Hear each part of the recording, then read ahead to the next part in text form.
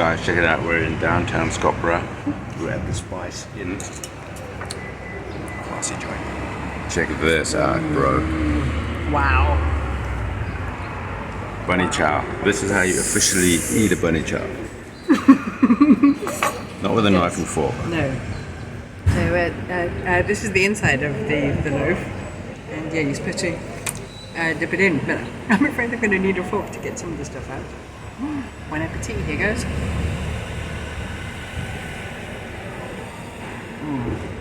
Wow.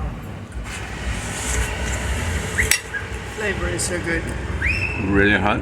Durban curry. There is no other way to compare it to Durban curry. You just gotta have it. Blast from the past, guys. My Amazing. word. So good. Look at this So chaos. good. This used to cost $1 when we were in Durban last, which is about 30 years ago. Yeah. 35, something like that. Now, $70 gets you this.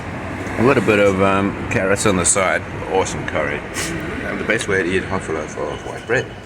So yeah, if next time you're in Scottburgh, come to the Spice Inn, have your bunny. I'm going to try the lamb curry next because it's a little bit different to my chicken. So far it's awesome.